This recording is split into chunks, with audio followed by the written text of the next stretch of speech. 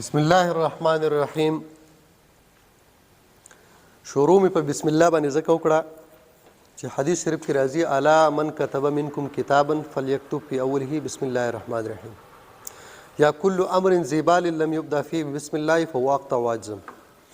کم یو چې ذی امر کار وي په هغې کې څوک شروع کوي نو پکاردار چې د بسم الله نه شروع کړي، یا څوک لیکل کوي نو پکاردار چې ابتدا کې هغه بسم الله ولیکي. د بسم الله ډېر لوی برکات دي او یو برکت د هغې دا دی تفسیر کبیر کې امام فخر الدین رازی رحم الله په تفسیر کبیر په دې اولني جلد کې او د بسم الله نه لاندې په دې با کې تذکره کړې ده او هغې دا کړله چې موسی علیه السلام الله تعالی ته ووایي چې اله العالمین ما د فرعون ته ډېر زیات نصیحت وکړو خو لیکن ما په ده کې هېڅ خیر ونه موندو، لہذا هلاک یې تباه که غرق یې که هلاک یې که.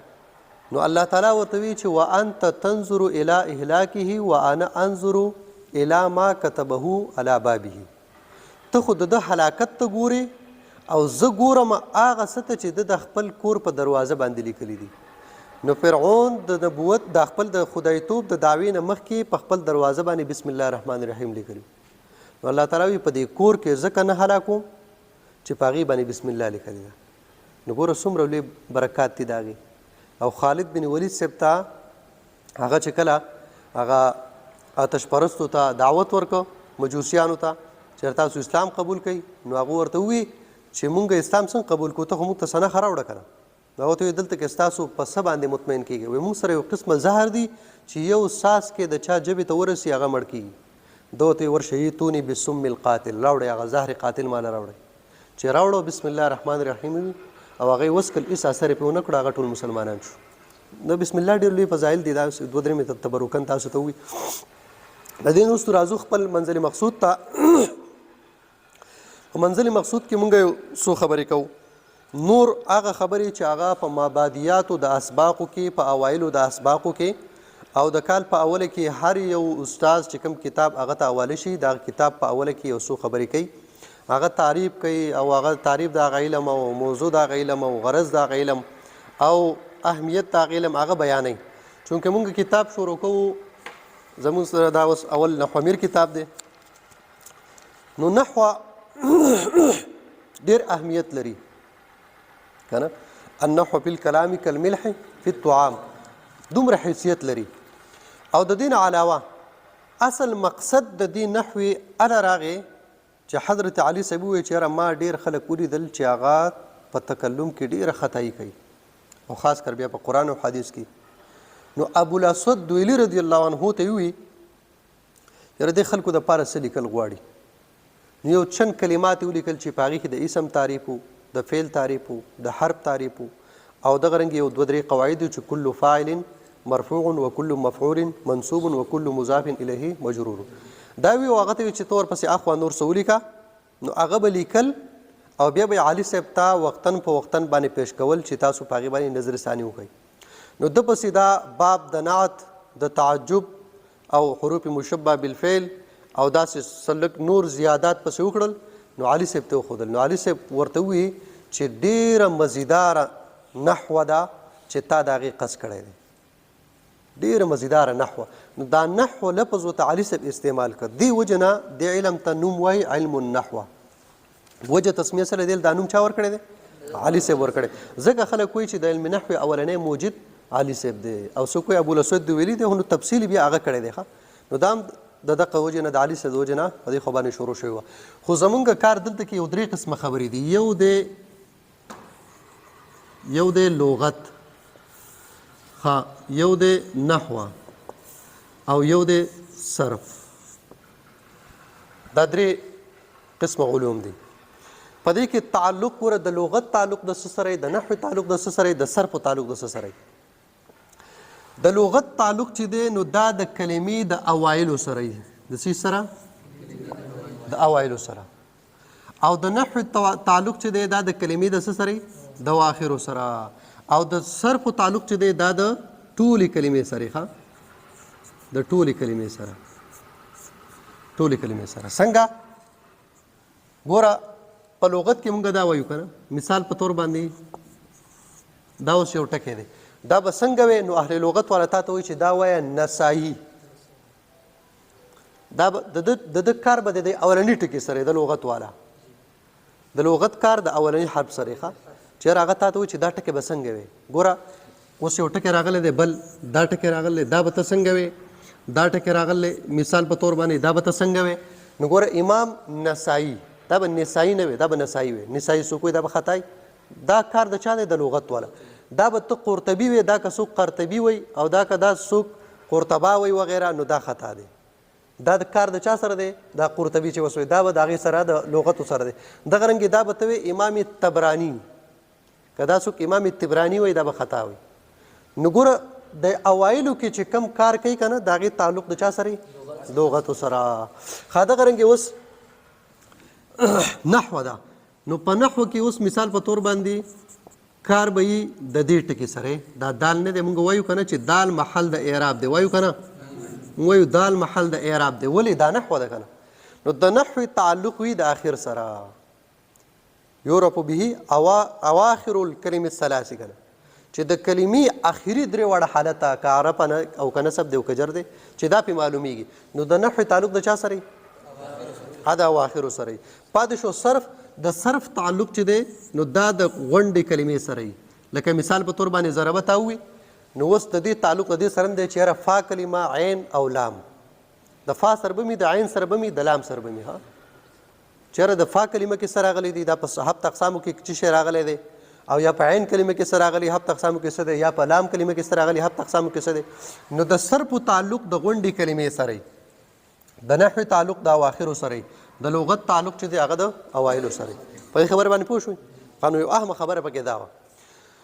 د دې نه وروستو به اوس مونږ جاړن شته. دویمه خبره دا ده چې اول چې کله ته د یو څیز تفصیل معلومې نو نه تفصیل نه مخکې دا خبره ضروري ده چې تا ته د هغه څیز اجمال یاد وي. نو اجمال چې کله ستا په ذهن کې نو بیا تفصیل راځي نو هغه څیز به د مخکې نه ستا په ذهن کې یو ځل چورلېدلی نو په تفصیل سره به د اجمال نه وروستو تفصیل دا به بیا ښه اوقاع پې ذهن شي. ستا ذهن کې به خبره ښه تفصیلا کېښودلی شي خو چې مخکې اجمالا تا ته یادوي. د دې وجې نه ستاسو د دې اولني طلباو دپاره د نحومیر اجمالي خاکه لازمي ده. دا ستاسو په ذهن کې پرته وي. نو لحاظه نن خو اولنۍ ورځ ده موږ به پای کې صرف ابتدا وکړو ښه. نو سبا نه مې انشاءالله تفصیلا خاکه درته بیا جوړومه. نو د نحومیر اجمالي خاکه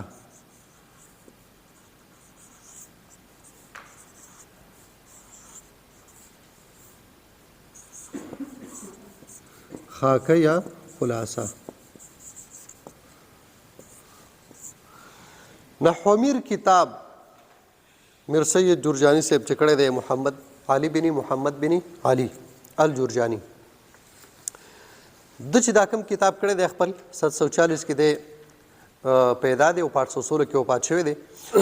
نو خبر مې دې زه ته راورسوله چې مصنف علیه رحمت خپل نحومیر کتاب دا مشتمل ګرځولی دی په دې څلورو مباحثو باندې. مبحث اول چې دی هغه مشتمل کړی دی په 12 فصلونو باندې.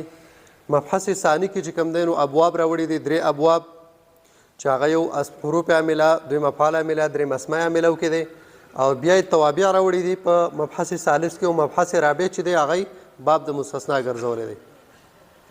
په 12 فصلونو کې اجمال دا دی چې دا تاسو ته یاد وي نو ذهن کې به ستاسو دا خبره پرته چې یاره په اولني فصل کې څه خبره ذکر ده یا په دویم فصل کې څه خبره ذکر ده. دا تاسو وینئ؟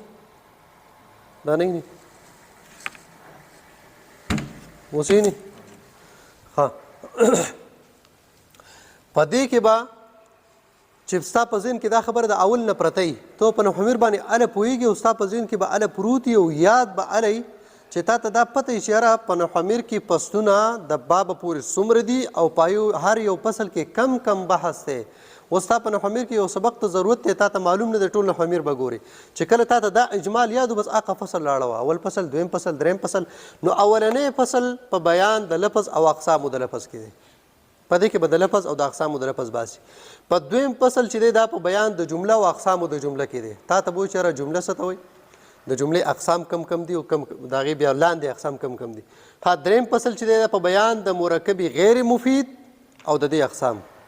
دریم فصل کې به دا ذکر کوي. څلورم فصل دا په بیان د طریقه د ترکیب د جمله کې دی.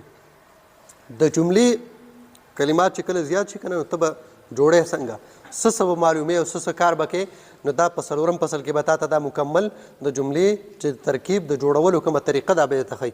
پنځم فصل چې دا په بیان د علاماتو د اسم فعل حرف کې دی. شپږم فصل چې دا په بیان د تعریفاتو د معرب او مبني کې دی.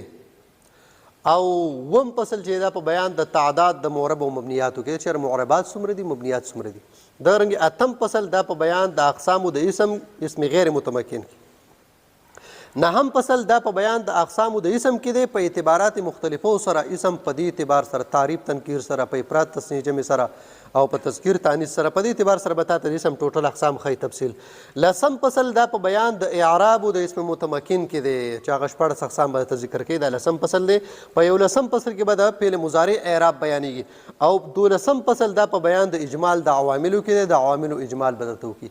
په 3 بابونو کې به اخوا بیا تا ته عوامل ذکر کوي چې عوامل لفظیه هغه 98 دي او په دې بابونو کې ذکر دي. بیا ورپسې 2 عامل معنوي ذکر کړي. د عواملو باز ختم.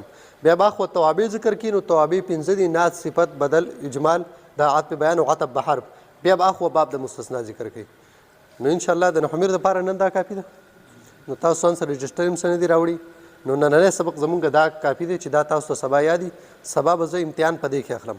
دا به زه ګډوډ ویم چې یاره لسم فصل څه باره کې دی، پنځم، شپږم، اووم دا څه باره کې دی، لغت څه ته وایي، لغت کار څه سره دی، نحو څه سره دی، صرف څه سره دی، او تعریف موضوع غرض چې تاسو د مخکې یاد دی. نو لحاظه ځکه مې ډایرکټ چې کوم دی په مقصد کې شروع کړه او هغه طرف ته سره لاړم ځکه هغه په اوایلو د اسباقو کې تاسو بار بار ویلی شوي دي. هر یو مصنف چې راځي نو دغه چې راځي مدرس راځي نو هغه د مصنف حالات او ورسره هغه ټول مبادیات ذکر کوي. صحیح ده.